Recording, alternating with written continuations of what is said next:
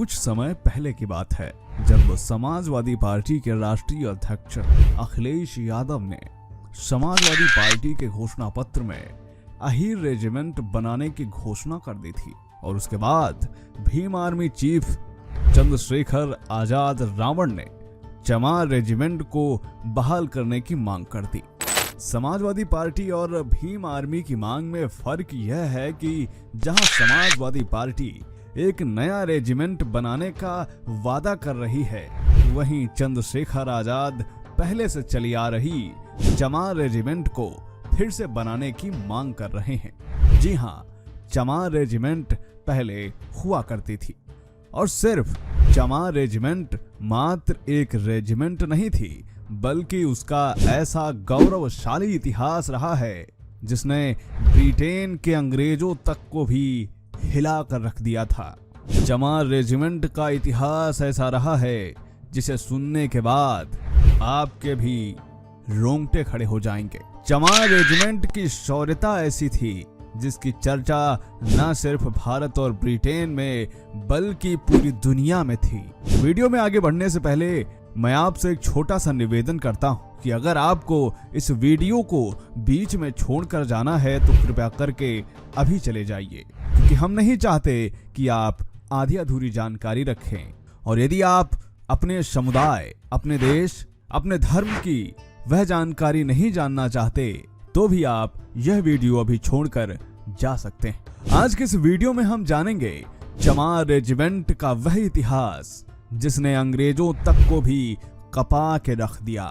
चमार रेजिमेंट जिसका नाम सुन के ही अंग्रेजों के तलवे के नीचे जमीन खिसक गई थी। जी हाँ, वही चमार रेजिमेंट जिसको बनाया ही अंग्रेजों ने था। आखिर ऐसा क्या हुआ कि उसी चमार रेजिमेंट से अंग्रेज भी कांपने लगे, सब जानेंगे आज के इस वीडियो में। स्वागत है द क्रांतिकारी पर। चैनल पर नए हैं तो चैनल को सब्सक्राइब जरूर करिएगा, क्योंकि हम आपके लिए हमारी गौरवशाली जाति चमार और उन सभी पिछड़े इतिहास में भुला दी गई जातियों के उन शौर्य घटनाक्रमों से दुनिया को परिचित करवाते हैं जो इतिहास के गर्त में खो गया। तो चलिए शुरू करते हैं आज का वीडियो। द्वितीय विश्व युद्ध का समय था। पूरी दुनिया दो भागों में बटी हुई थी और ये दोनों अपनी पूरी ताकत के साथ इस युद्ध में जूझ रहे थे। उस समय भारत में ब्रिटिश शासन था जो जापान देश के विरुद्ध था। जापान और ब्रिटेन में एक दूसरे के खिलाफ नफरत भरी पड़ी थी। दोनों में कट्टर जंग छिड़ी हुई थी। इसी बीच जापानी फौजों ने भारत पर हमला बोल दिया। जापानी फौजें भारत में नागालैंड तक घुस आई थी और उन्होंने कोहिमा पर अपना कब्जा जमा लिया था। जापान की सेनाएं लगातार तेजी से सब कुछ ध्वस्त करते हुए आगे बढ़ रही थी। यह इस महायुद्ध का एक टर्निंग पॉइंट था। अब अंग्रेजों के सामने जापानी फौजियों को आगे बढ़ने से रोकने के लिए उनकी गरिमा और प्रतिष्ठा दांव पर लगी हुई थी। अंग्रेजों को समझ नहीं आ रहा था कि अब वह करें तो करें क्या। ऐसी परिस्थितियों में अंग्रेजों ने 1 मार्च 1943 को एक रेजिमेंट बनाने की घोषणा की जिसका नाम था चमार रेजिमेंट। इन चमार रेजिमेंट के सिपाहियों को लड़ने के लिए ट्रेनिंग दी गई और जापानी फौजियों से भिड़ने के लिए चमार रेजिमेंट को नागालैंड में लगाया गया। इस बर्फीले, कटीले, पथरीले, दुर्गम युद्ध के मैदान में चमार रेजिमेंट के जवानों ने पूरे जोश और बहादुरी के साथ अपनी पूरी ताकत झोंक कर रख दी। चमार रेजिमेंट के बहादुर सिपाहियों ने जापान के फौजियों का मनोबल ध्वस्त कर दिया था। जापानी फौज में हाहाकार मची हुई थी। चमार रेजिमेंट ने एक जबरदस्त निर्णायक युद्ध लड़ा जिसका इतिहास आज तक साक्षी है। चमार रेजिमेंट के इन सिपाहियों ने दुश्मन की जापानी फौजियों के 7,000 जवानों को मार गिराया और तो और 31 मई 1944 को अपने मृतक जवानों की लाशें एवं हथियार छोड़कर कायरों की भांति रात के अंधेरे में जापानी सैनिकों को मैदान छोड़कर भागने पर विवश कर दिया। इस प्रतिष्ठापूर्ण युद्ध में चमार रेजिमेंट के 917 बहादुर जवान भी शहीद हुए। जिनके नाम कोहिमा में बने शहीद स्मारक पर आज भी अंकित हैं। 31 मई 1944 का दिन विश्व के इतिहास में एक यादगार के रूप में सदैव के लिए अंकित हो गया। भारत के बहादुर चमार रेजिमेंट ने इस दिन कोहिमा को फतेह कर लिया था। 31 मई 1944 को जापानी फौज के मेजर जनरल साटो ने मैदान छोड़ने से पहले अपने आदेश में लिखा था कि हम 2 महीने तक अपने पूरे साहस और लगन के साथ यह लड़ाई लड़ते रहे। अब हम दुखद आंसू बहाने के बजाय कोहिमा को छोड़ रहे हैं। इसी रेजिमेंट के द्वारा उसके बाद बर्मा और रंगून को भी फतेह किया गया था।